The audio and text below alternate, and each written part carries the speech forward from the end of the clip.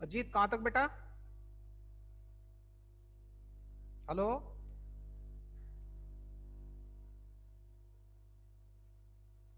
वो 22 चल रहा है। 20 21 हो गए। 21 हो 22 गया। चल रहा है। 22 22 तो आसान था, बोला था बच्चे। देखो हाँ कर पाए कि नहीं कर पाए? हाँ हैं? हाँ। कर लिया? नहीं कर पाए तो देखो, बोलता है कि Z1। तेरा आवाज बड़ा होता है। पढ़ाता हूँ मैं, रुक जाओ बेटा, थक आज बहुत थकावट लग रही है यार। फिर भी 8-10 क्वेश्चन कराता हूँ कम से कम, ताकि थोड़ा। हेलो, आवाज तो कम है।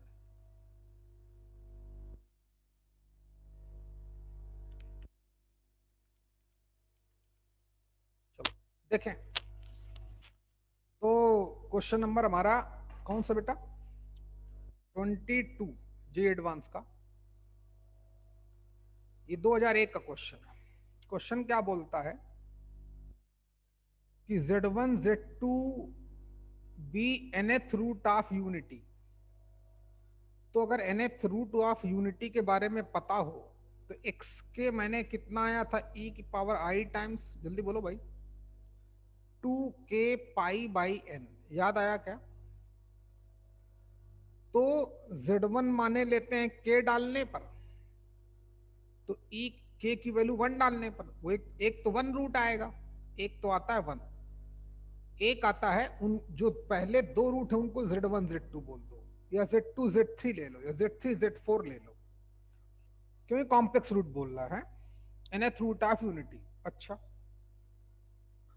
तो एक e की पावर i टाइम्स k की वैल्यू वो डाली 1, तो 2 pi by n i times Z2 ले लिया, e की पावर i टाइम्स कितना, 4 2 डाल दी भाई।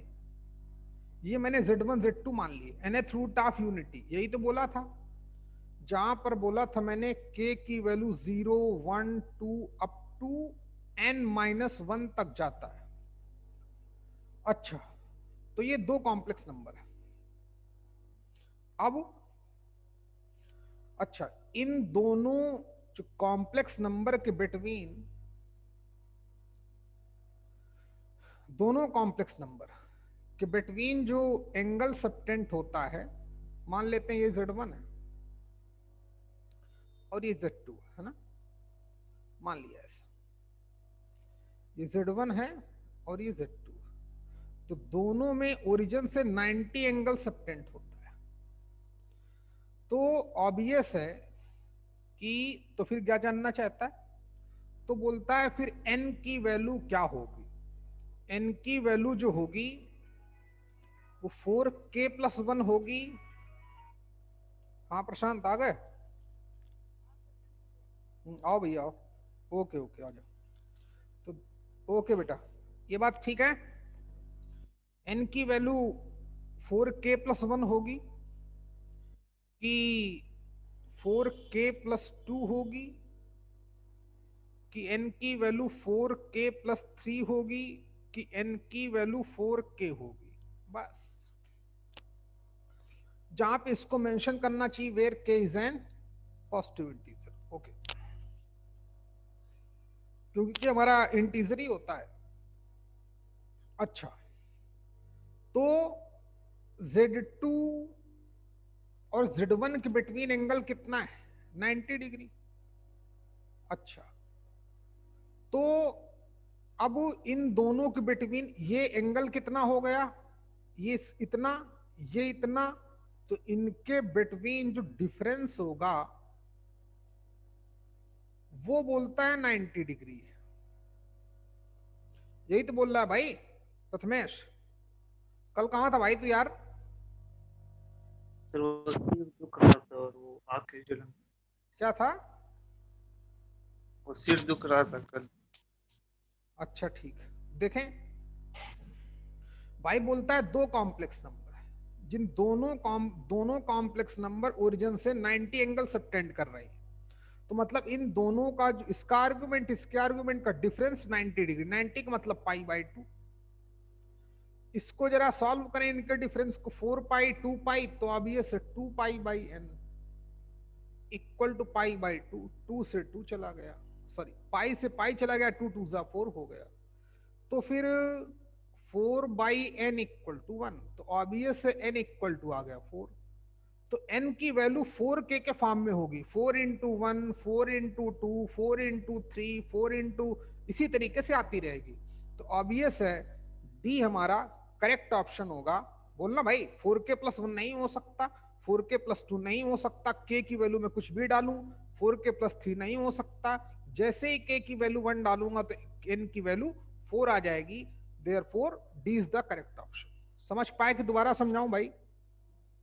नमस्कार भैया। जैसा क्वेश्चन बोल रहा है सिर्फ हमको उसी को वॉच करना है और उसी की बातों को फॉलो करना है। बोलता है Z1 Z2 दो nth रूट क्या है, nth root of unity complex numbers, और दोनों ओरिजिन से 90 एंगल सबटेंड करती है। तो फिर n की वैल्यू क्या होगी? बात समझ में आ गई बच्चे? चलिए क्वेश्चन नंबर 23 सब लोग नोट कर लें, जल्दी करो बेटा, तब तक मैं मार्कर चेंज करता हूं क्योंकि मार्कर से मजा नहीं आ रहा है। क्वेश्चन नंबर 23 वो क्या बोलता है भैया? अच्छा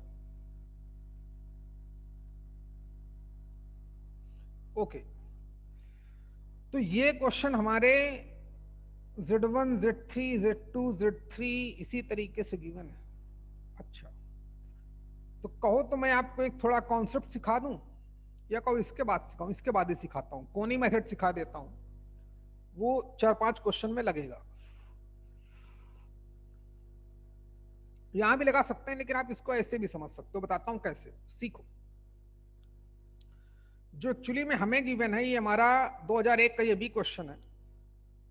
बोलता है कि Z1 माइनस Z3 अपान Z2 माइनस Z3 जो है वो 1/2 माइनस आई अंडर रूट 3 अपान 2 है।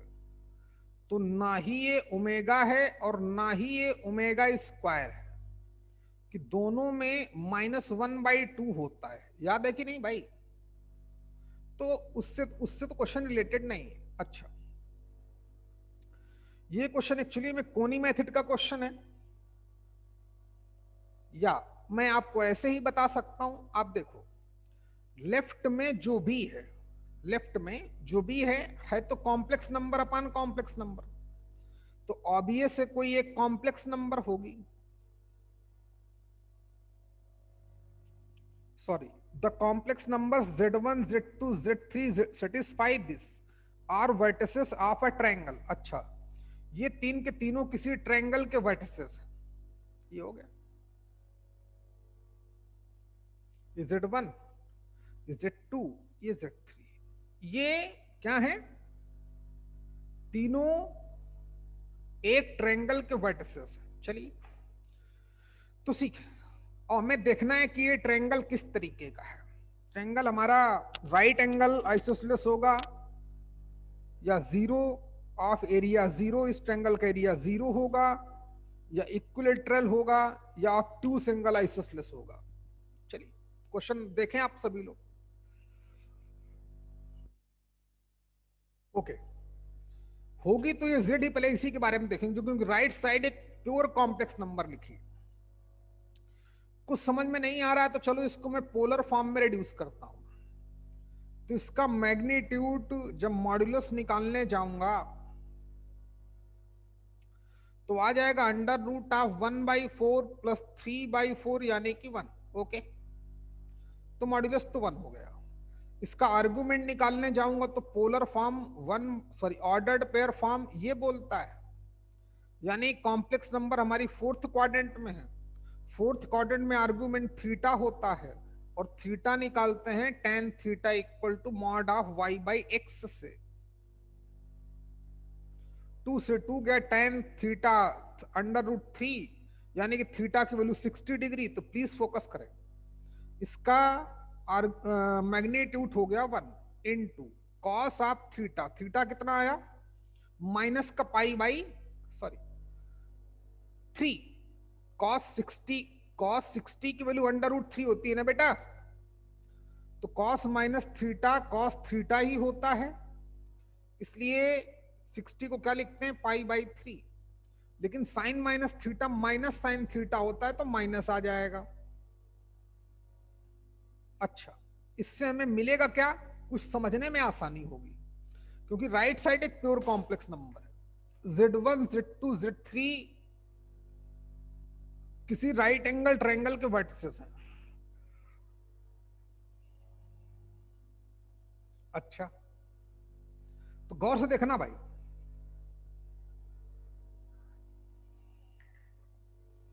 अगर मैं इसको यूलर्स फॉर्म में लिखूं तो 1 इंटू ई की पावर माइनस का आई टाइम्स पाई बाई 3 लिख सकता हूं।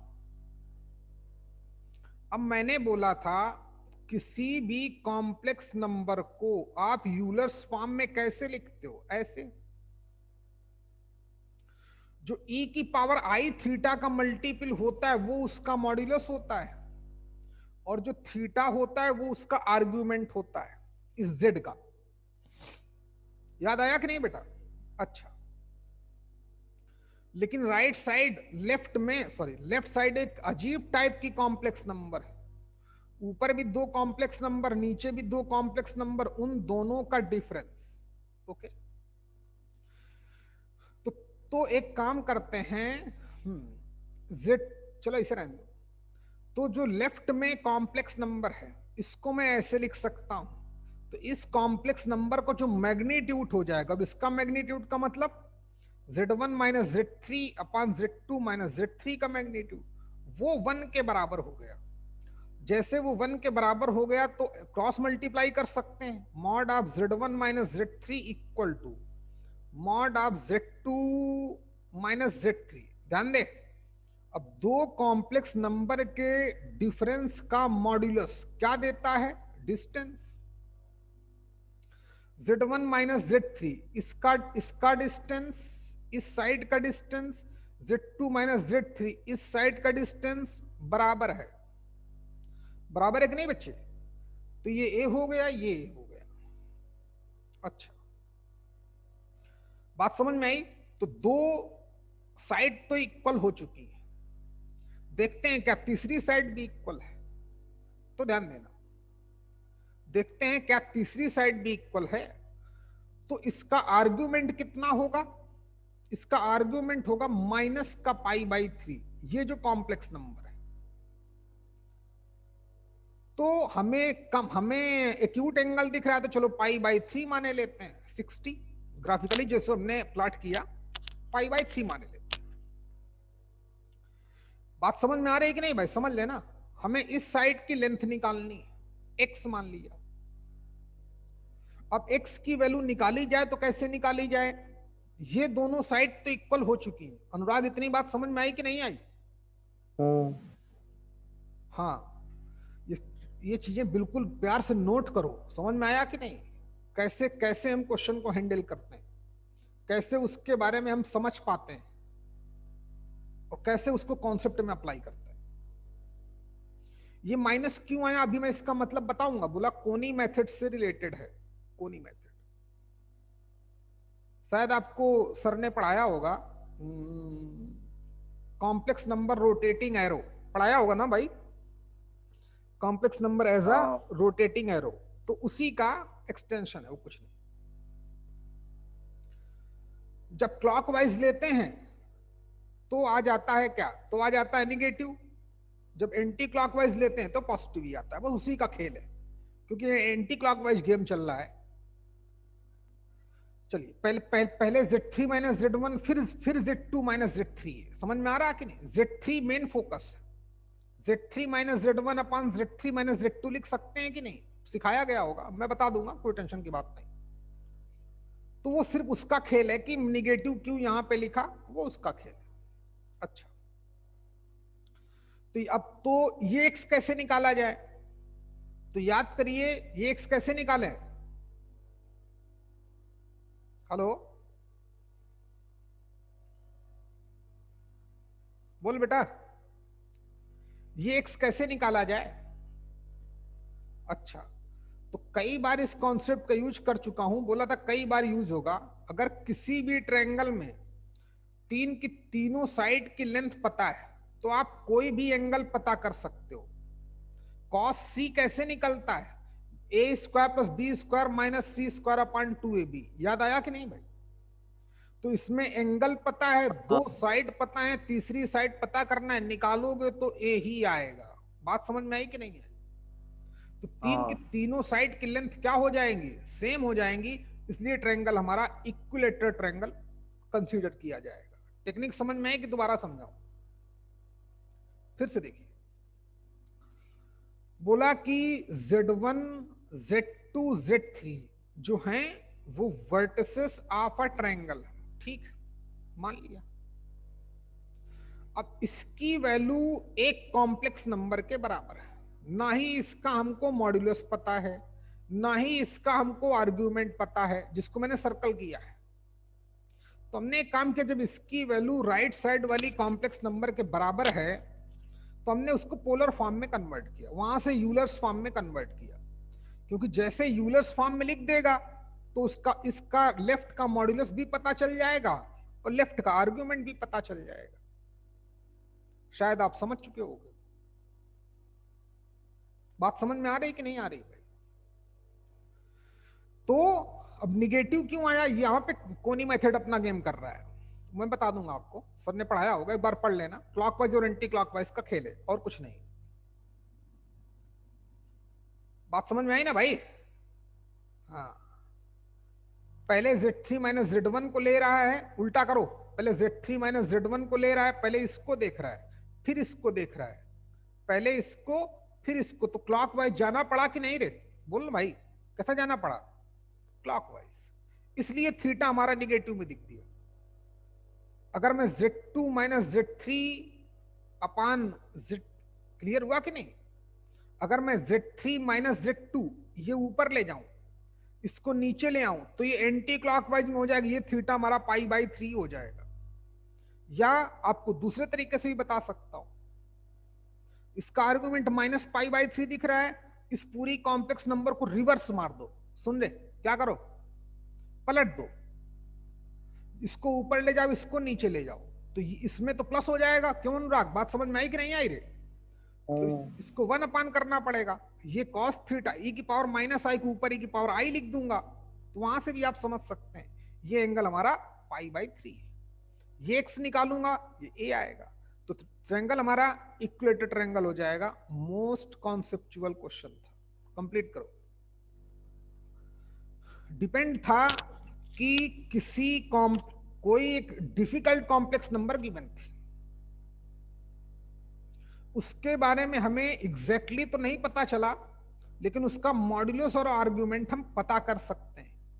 जब भी राइट साइड में कोई कॉम्प्लेक्स नंबर हो, जब ये इसके बराबर है, तो जो इसका मॉड्यूलस होगा वो उसका भी होगा, जो इसका आर्ग्यूमेंट होगा वही उसका आर्ग्यूमेंट होगा, क्योंकि दोनों बराबर पुटअप कर दी। तो एक अच्छा कॉन्सेप्चुअल क्वेश्चन था, आप समझ चुके होंगे। चेक करो भाई इसका आंसर जरा क्या है यार। ओके भाई, वो तो पता ही था मुझको। क्वेश्चन नंबर 24, ये 2002 का क्वेश्चन है, करने लायक नहीं है, सब लोग कर लेना। मैं बता देता हूं थोड़ा। 1 1 1 1 -1 minus omega square 1 omega square, omega की पावर 4 लिखा है तो उसको ओमेगा लिख दो। अब -1 माइनस ओमेगा स्क्वायर एक्चुअली में 1 प्लस ओमेगा स्क्वायर होता है 0, तो उधर ले गया -1 माइनस ओमेगा स्क्वायर को आप ओमेगा लिख सकते हो, तो ये ओमेगा लिख दिया कि नहीं? तो क्या मिल गया हमको? 1 1 1 1 और omega square 1 omega square omega. इसकी वैल्यू पता करनी है, तो सर ने पढ़ाया, वो डिटर्मिनेंट सर ही ने पढ़ाया था, तो बताया गया होगा कि डिटर्मिनेंट की अगर न्यूमेरिकल वैल्यू जानना चाहे तो ज्यादा अच्छा है कि आप 2 जीरो बना लो। क्या करो, 2 जीरो बना लो कहीं पर, फिर उसका एक्सपेंशन डालो, फिर उसको एक्सपेंड करो। क्वेश्चन जल्दी आसानी से होता है। तो अगर मैं इन तीनों को ऐड कर दूं, इन तीनों को ऐड कर दूं, तो ऑब्वियस जीरो ही हो जाएगा, यानी कि ये भी जीरो, ये भी जीरो। तो इसको R1 सर ने बोला होगा, इसको R2, इसको R3। तो ऑपरेशन तो पता ही होंगे, R1 replace by R1 plus R2 plus R3। जैसे ही करने गया तो 1 1 1 0 0 omega, omega square, omega square, omega. अब इसको सॉल्व करना आपके लिए आसानी रहेगी, नहीं रहेगी क्या बच्चे?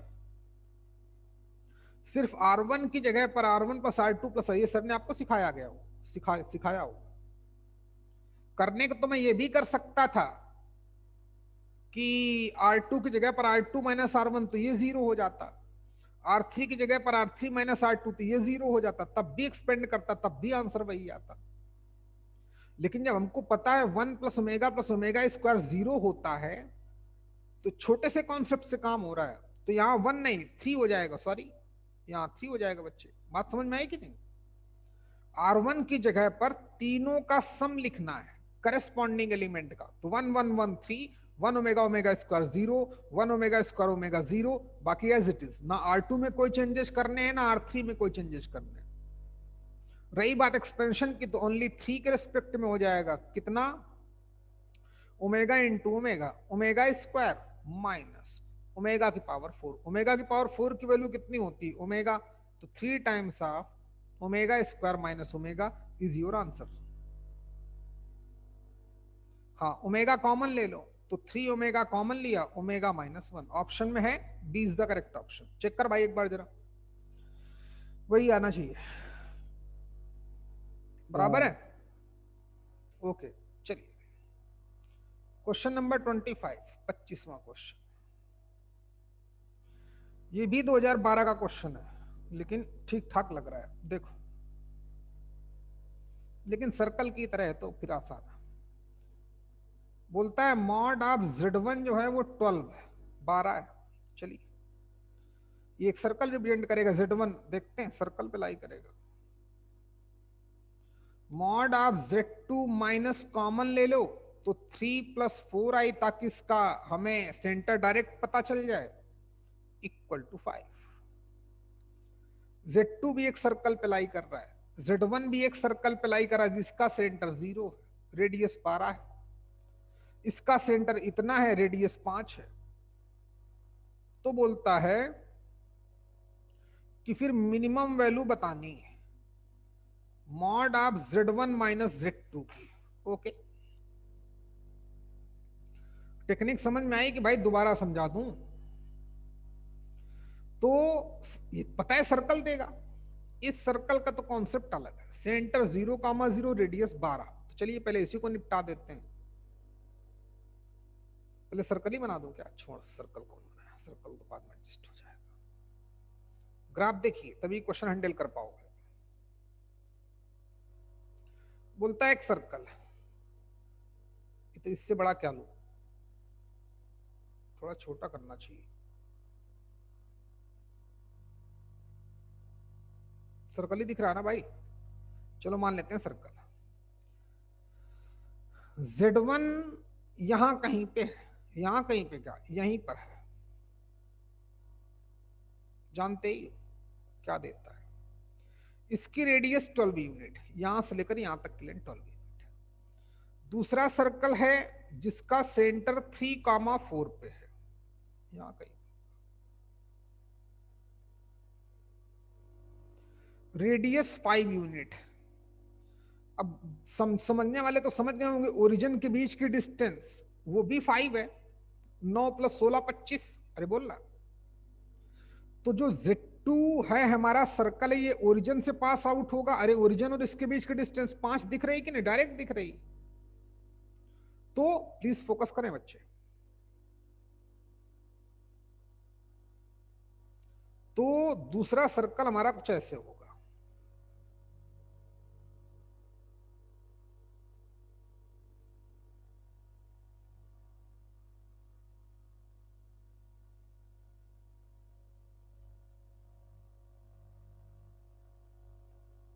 सेंटर चेंज कर देंगे भाई, हाँ सेंटर थोड़े अच्छे नहीं लग रहे हैं। चल भाई, सब मैंने बताया, आप कौन बताएगा इसका सही जवाब क्या होगा? ये सेंटर था इस वाले सर्कल का 3,4। Z2 यहां कहीं पे लाई करेगा, यहां कहीं पे क्या उसकी सरकमफ्रेंस पे लाई करेगा। चल भाई, अब बता, कोई भी अंकिता बनकर, बहुत अच्छा क्वेश्चन है बेटा, ट्राई करो बच्चे जरा। हाँ सर। बताओ बच्चे कि Z1 उसकी माइनस Z2 की मिनिमम डिस्टेंस क्या होगी? सर उसकी रेडियस तो 5 है, तो उसका डायमीटर 10 आ जाएगा। ओके, और डायमीटर मिनिमम डिस्टेंस उस सर्कल से बाहर वाली सर्कल की होगी, तो पूरी बाहर वाले की रेडियस 12 है और इसका डायमीटर 10 है, तो 12 माइनस 10 2 आ जाएगा मिनिमम डिस्टेंस। ओके। देखें भाई क्या बोलेंगे, मिनिमम मैक्सिमम डिस्टेंस पता करना है तो फिर दोनों सर्कल के सेंटर से पास आउट होने वाली एक लाइन डाल दी,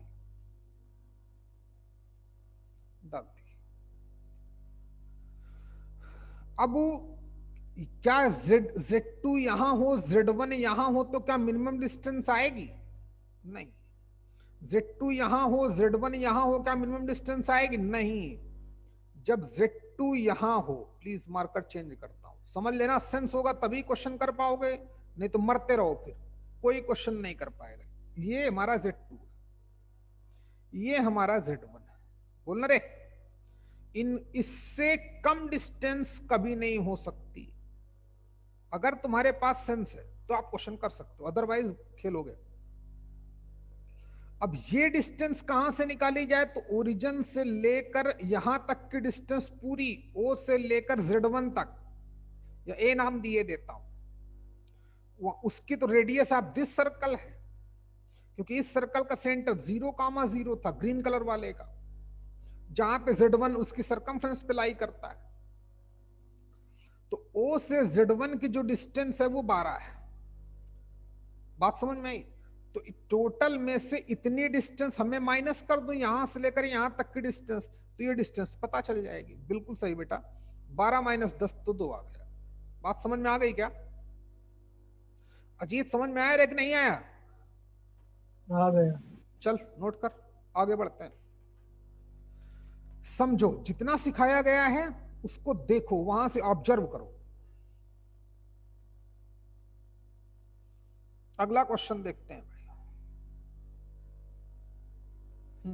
26वां क्वेश्चन, ये हमारा 2002 का क्वेश्चन था।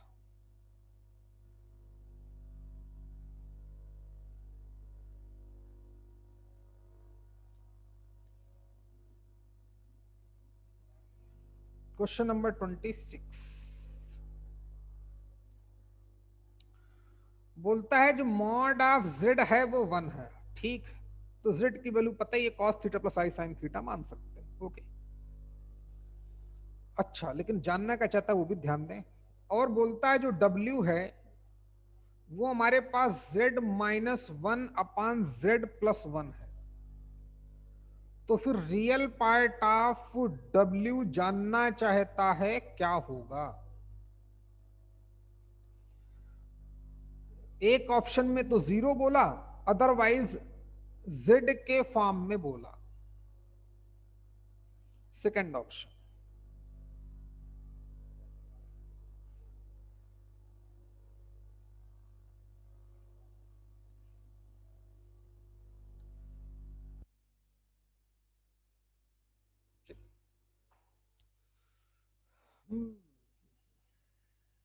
अच्छा कर लो, इजिली कर सकते हो। करोगे कि मैं करूं भैया? Mod of Z equal to 1 बोल रहा है, तो Z की जगह पर कुछ नहीं, W को हमें Z की वैल्यू डाल दूंगा, cos थीटा प्लस आई साइन थीटा, और देखूंगा W क्या आ जाएगा। क्यों भाई? फिर एक टेक्निक और तुमको बताऊंगा कि मॉड ऑफ Z के फॉर्म में कैसे कन्वर्ट करते हैं, वो भी सिखा देता हूं आज। अच्छा, तो mod of z equal to 1 है, तो z की वैल्यू हम लोग क्या मान सकते हैं, cos थीटा प्लस आई साइन थीटा। तो वैल्यू डालो भैया,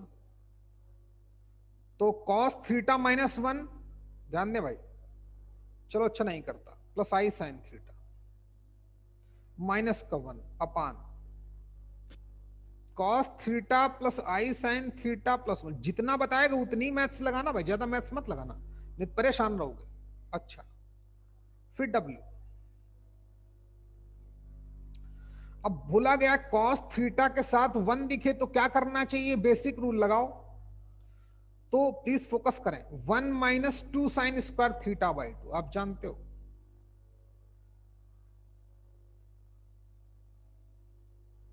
प्लस का आई साइन थीटा, तो इसको भी 2 sine theta by 2 into cos theta by 2 लिख दो, लिख दिया।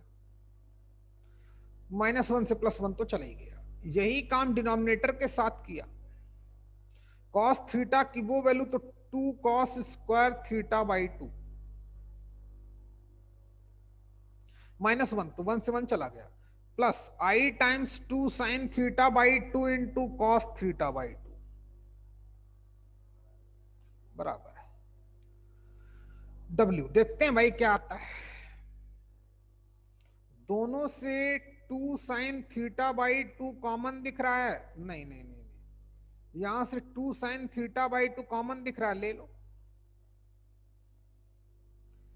कितना मिल गया हमको, कितना मिल गया बच्चे, जल्दी बताओ भाई।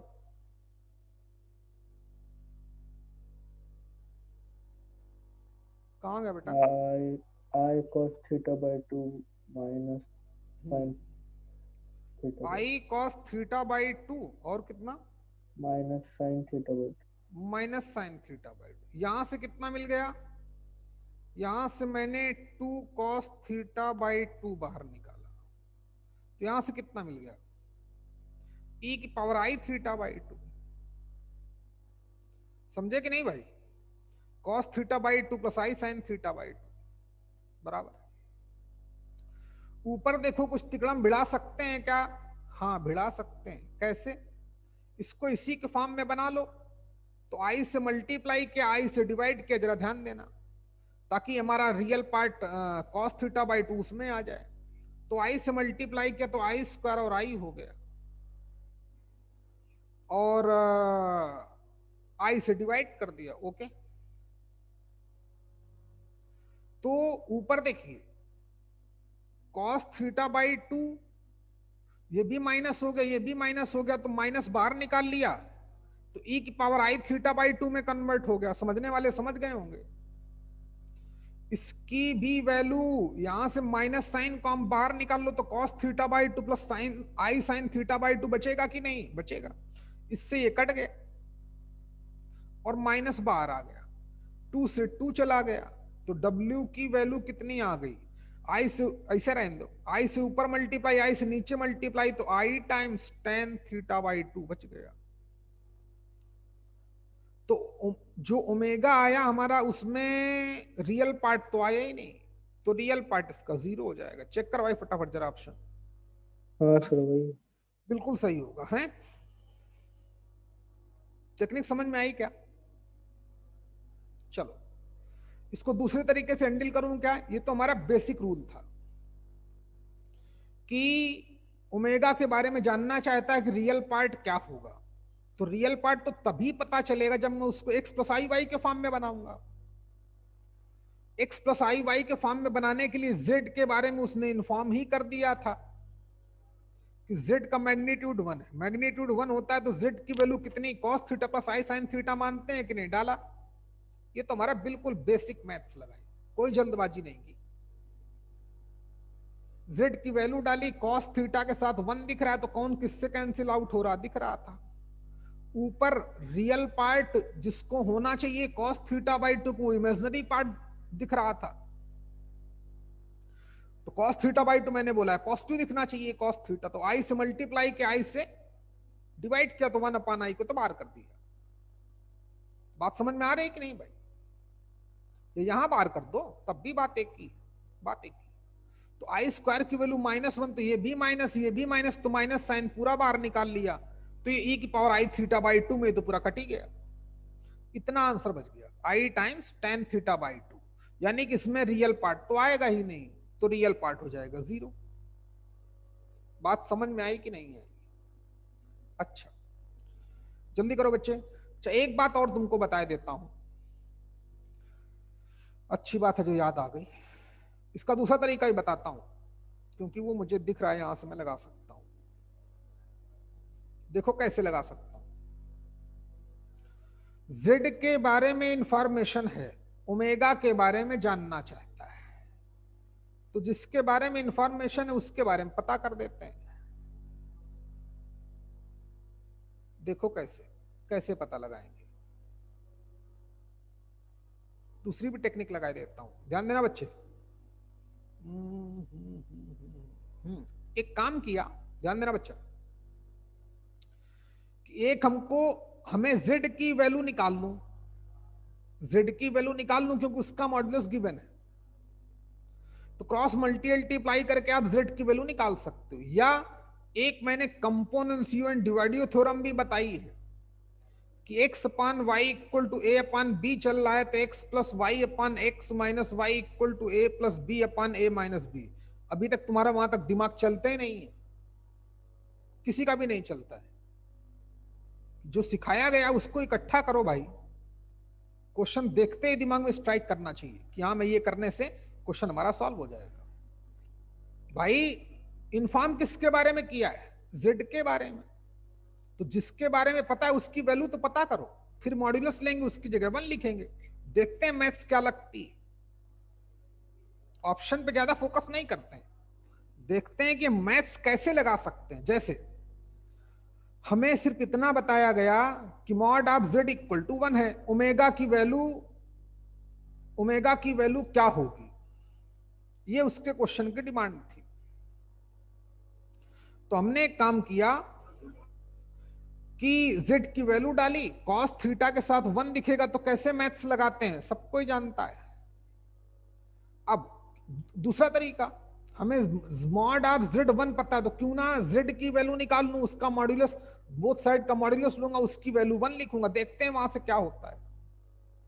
मैथ्स लगनी चाहिए, रिजल्ट आपको अपने आप मिलेगा। प्रथमेश सुधरो भाई यार, तुम्हारे बारे में तो लोग बोल रहे हैं कि इसने काम ही करना बंद कर दिया है भाई, मेहनत ही करना बंद कर दिया। जब से इसने जेईई मेंस का पेपर देखा और देखा कि ये कोई बच्चा कोई भी रैंक ले आता है, तो इसने पढ़ना ही बंद कर दिया। क्यों रे प्रथमेश? हैं?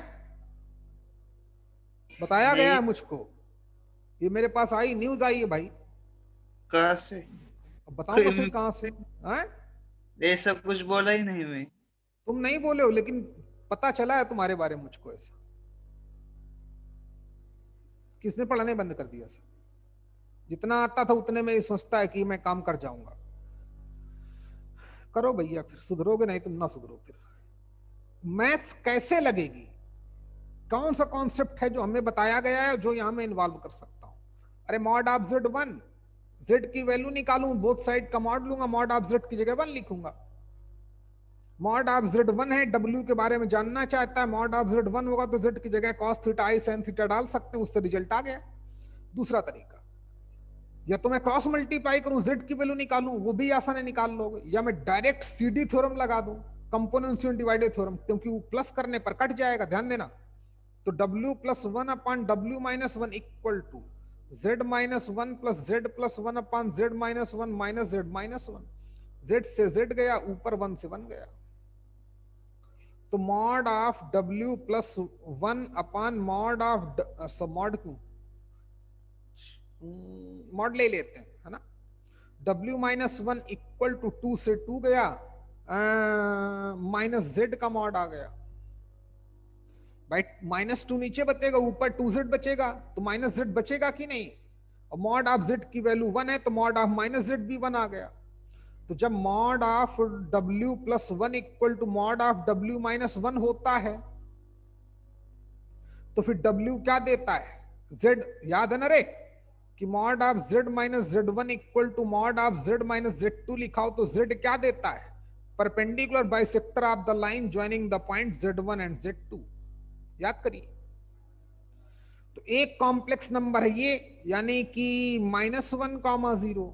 एक कॉम्प्लेक्स नंबर क्या है? -1 यानी कि +1 यानी कि 1,0। देखो 1,0 यहां होगा, -1,0 यहां होगा। इसका परपेंडिकुलर क्या हो गया? y axis. जब y एक्सिस परपेंडिकुलर है तो उसका रियल पार्ट क्या हो जाएगा? रियल पार्ट ऑफ w तो 0 ही हो जाएगा। आंसर फाइंड आउट कर लिया।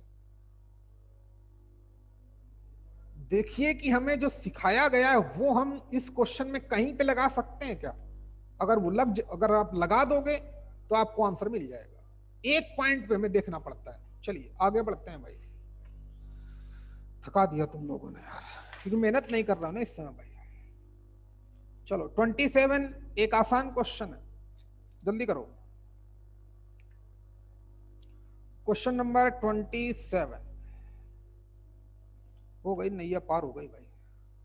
जल्दी कर बेटा, क्योंकि अभी ये तो दमी नहीं क्वेश्चन में 2004 का क्वेश्चन है, ये एडवांस का फर्जी का क्वेश्चन है।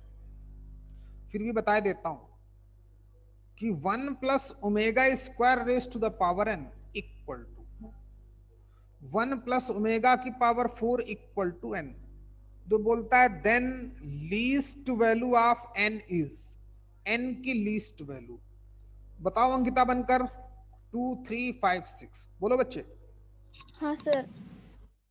बोलो दीदी। 1 प्लस ओमेगा स्क्वायर को हम माइनस ओमेगा लिखेंगे, ओके और ओमेगा 4 को ओमेगा मतलब 1 plus omega minus omega square. Okay हाँ, और माइनस से माइनस चला गया, फिर ओमेगा की power n is equal to omega की पावर माइनस 2n। माइनस ऐसे नहीं जाएगा, लेकिन जा सकता है। -1 की पावर n -1 की पावर n है, हाँ, तो हम लिख सकते हैं ओमेगा की power n equal to omega की पावर 2n। फिर बच्चा, तो फिर उसका 3 का मल्टीप्लाई आएगा। या ओमेगा की पावर n से डिवाइड कर दिया तो ओमेगा की पावर n इक्वल टू 1, तो n इक्वल टू 3। बिल्कुल सही। चलिए, सबके बात समझ में आई कि नहीं आई? बोला जहां ओमेगा डालेगा, जहां सर्कल इन्वॉल्व करेगा मॉड्यूलस के फॉर्म में, मिनिमम मैक्सिमम कुछ भी वैल्यू जानना चाहे, जहां nth रूट ऑफ यूनिटी लगाएगा, उसका सम लगाएगा, किसी कॉम्प्लेक्स नंबर की हायर पावर होगी, तो आप क्वेश्चन तुरंत बना दोगे, तुरंत देखते, क्योंकि उसके बारे में हमारे पास डेप्थ नॉलेज है। क्या होता है, कैसे होता है, क्या मतलब है किस पॉइंट का, उसमें तो आपको पारंगत कर चुका हूं भाई। बहुत बढ़िया बेटा, शाबाश। क्वेश्चन नंबर 28 थोड़ा खड़ूस टाइप का लग रहा है, देखते हैं भाई क्या कहना चाहता है। ग्राफ है, उसके बारे में पूरी नॉलेज कि जेड कहां पे लाई करता है, चाहोगे तो कर लोगे। अरे प्रभु, चल भाई देख।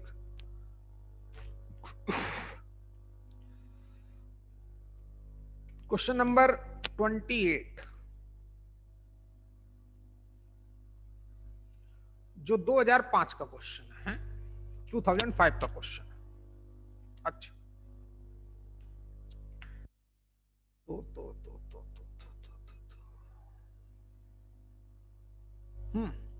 बढ़ते हैं आगे भाई।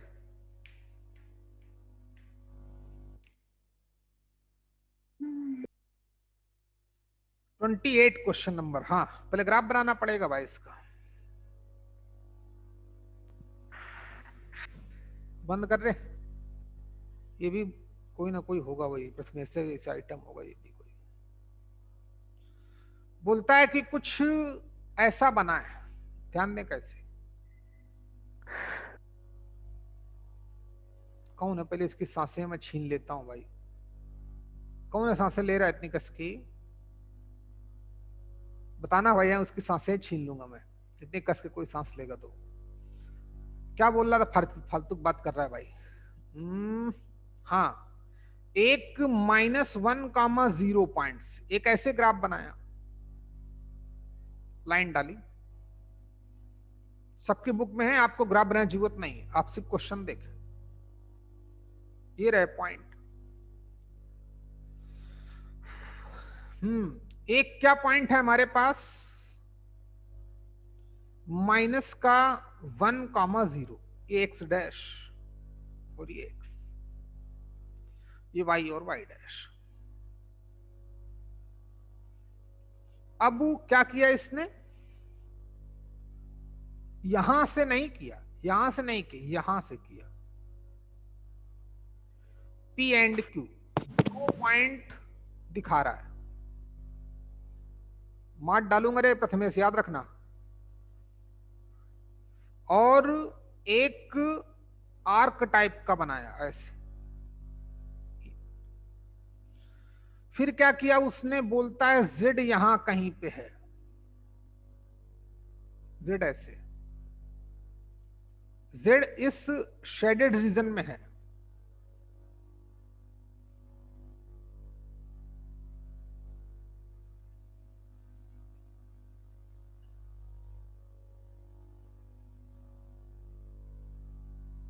अच्छा, और बोला कि जो Z यहां पर होगा x एक्सिस के ऊपर, तो इसका जो आर्गुमेंट होगा वो π/4 से कम है, चलो मान लिया। और बोलता है जो ये जो x एक्सिस के नीचे सेगमेंट लाई करता है, जो इसका आर्गुमेंट ऑफ Z है वो -π/4 से ग्रेटर है। मतलब ये समझ लो, ये हमारा, समझी गए होगे भाई, है ना, 135 एंगल x एक्सिस से ये इंक्लाइनेशन, और ये इंक्लाइनेशन x एक्सिस से 45 डिग्री है, तभी तो आर्गुमेंट 1 से कम होगा बच्चे। अच्छा, ये टॉप वाली लेवल का। The locus of Z which lies in shaded region excluding the boundaries, जो बाउंड्रीज हैं, जो ग्रीन कलर वाला आर्क डाला या एरो डाले, जो लाइंस डाली मैंने, ध्यान दें, इसको एक्सक्लूड करना है। Z हमारा यहां कहीं पे है, इस बाउंड्री को एक्सक्लूड करना पड़ेगा। Z यहां कहीं पे है, ओके, ठीक है भाई। बात समझ में आ रही है क्या भाई प्रसाद चाटे? हाँ सर। बिल्कुल, सिर्फ समझो उसको, फील कर गए तो खत्म, और बहुत कम टाइम लगेगा, वो तो ग्राफ देखते ही बता देता मैं, लेकिन तुम लोग को एक्सप्लेन भी करना है। P और Q के कोऑर्डिनेट भी दे रहा है, देने दो।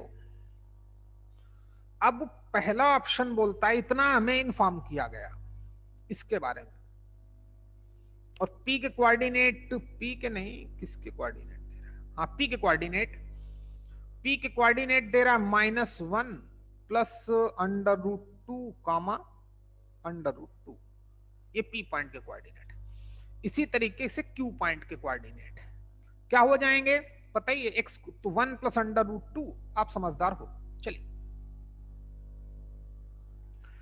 तो मैं कहां तक था भाई, हाँ, अब इसका ऑप्शन नंबर A बोलता है कि जो Z है वो कहां होगा पता करना है। पहला ऑप्शन बोलता है कि Z such that mod of Z+1 जो होगा वो 2 से ग्रेटर होगा।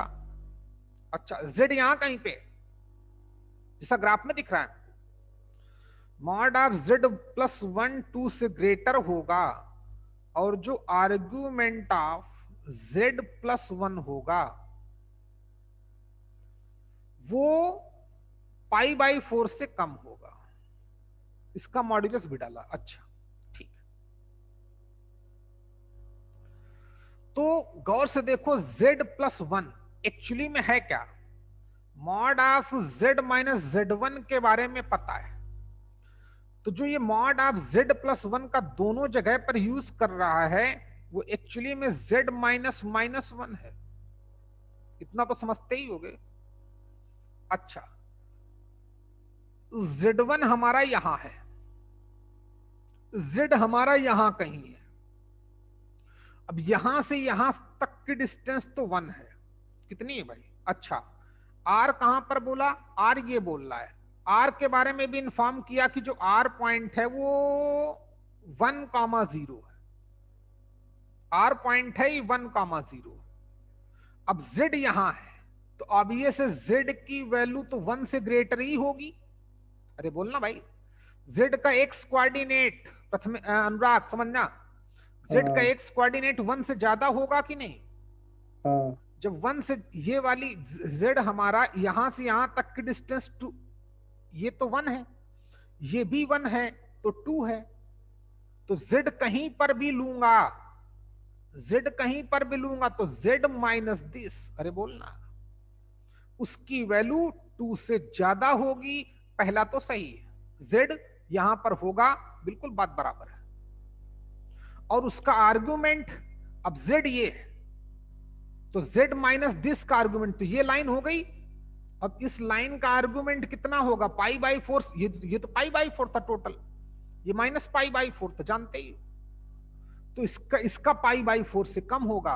अगर इधर होगा तो इसका माइनस पाई बाई 4 से ज्यादा होगा। लेकिन जब मैं दोनों का मॉड्यूलस लूंगा तो चाहे z हमारा यहां होता, अरे बोलना रे, तब भी mod of z minus this का मैग्नीट्यूड 2 से ग्रेटर आता कि नहीं। z यहां कहीं पे है, तो ये a वाला हमारा ऑप्शन करेक्ट है, क्योंकि आर्गुमेंट बोलता है इसका माइनस पाई बाई 4 ये से ज्यादा है, इसका पाई बाई 4 से कम है। तो समझी गए होगे बच्चे, z हमारा यहां कहीं पाया जाएगा, उसने इन्फॉर्म किया है। जो शेडेड रीजन है वहां पे z लाई करता है। जो z है वो r इक्वल टू 1,0 के राइट साइड है। तो z का जो x कोऑर्डिनेट होगा, यानी कि रियल पार्ट ऑफ z जो होगा वो ऑब्वियस है 1 से ग्रेटर होगा। और हम डिस्टेंस तो यहां से जानना चाहते हैं, जब रियल पार्ट इससे ज्यादा होगा तो ऑब्वियस है जब यहीं तक की डिस्टेंस कितनी है 2, अरे बोलना रे, z1 और r के बीच की डिस्टेंस कितनी है 2।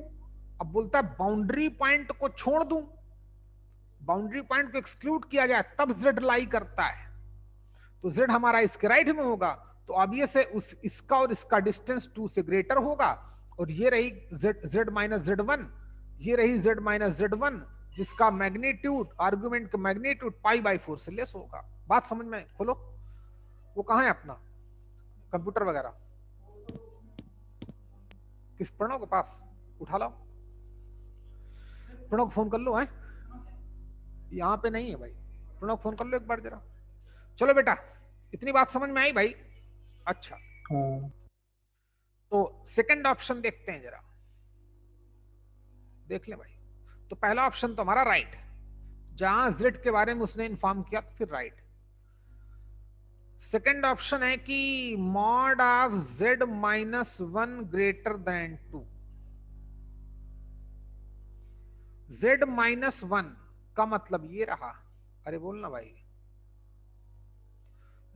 z minus 1। अब z हमारा यहां भी हो सकता है, तो यहां से यहां तक की डिस्टेंस तो z माइनस 1, z यहां है बच्चे, इससे डिस्टेंस ये तो r1 हो गया हमारा। z और r के बीच की डिस्टेंस 2 से ग्रेटर होगी, हो भी सकती है और नहीं भी हो सकती है, अरे बोलना। z अगर z तो हमारा यहां भी है, बिल्कुल r के ठीक राइट साइड है। अपने ग्राफ में देखें आप, जो बुक में दिखा है, z तो बिल्कुल r के ठीक आगे है।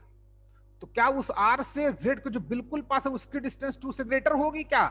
नहीं होगी, ऑलवेज नहीं होगी। हाँ यहां होगा z तो होगी 2 से ज्यादा होगी, क्या 10 से भी ज्यादा होगी, लेकिन ऑलवेज हर एक z की वैल्यू तो z माइनस 1 का मैग्नीट्यूड वो 2 से ग्रेटर नहीं हो सकता। बात समझ में आ गई क्या यार? हेलो अजीत,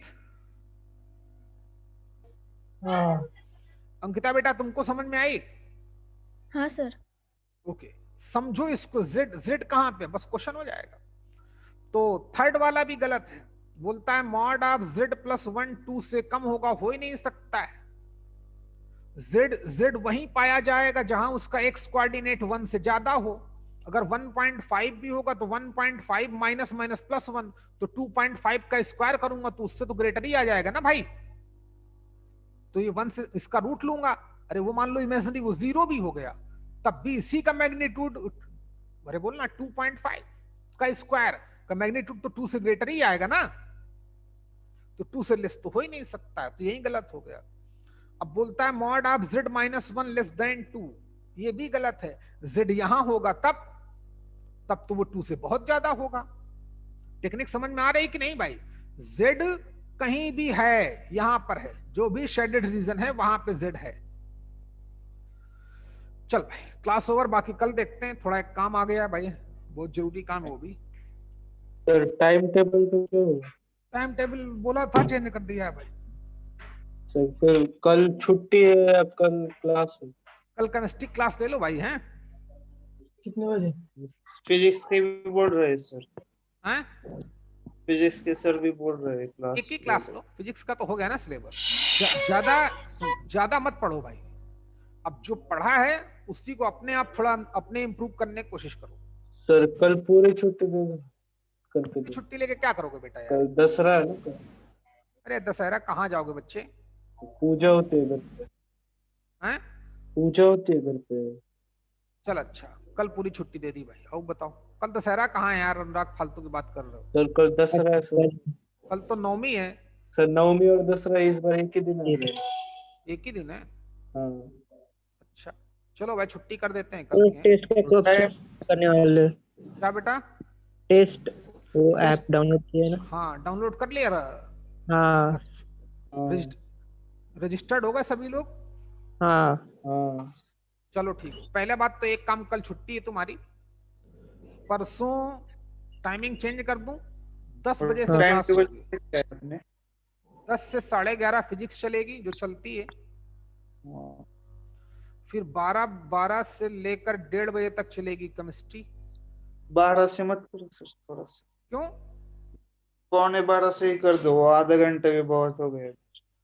यार थक जाओगे बेटा यार, 12 बात ही लो। मानो तो मेरी भाई। खाना मैं खाना जानता हूं तुम बच्चे हो। फिर ये लंच का टाइम है तो अपना घर वाले तुमको कुछ खिला भी देंगे ठीक ठाक। लंच करना होता है 12 बजे। हाँ भाई, वो आधे घंटे का टाइम चाहिए बच्चे, 1.5 घंटे एकदम आसान थोड़ी है एक जगह बैठ के देखना। सर वो फिजिक्स के सर 12 बजे तक दे रहे थे। नहीं उससे ऊपर जाएंगे ही नहीं ना, मैंने बोल दिया। 10 से 11:30, बस बहुत ज्यादा 10 मिनट और 5 मिनट और, इससे ऊपर नीचे कोई नहीं। फिर अलग से तुमको देखा जाएगा। हैं मैथ्स को 2 बजे से करते हैं भाई।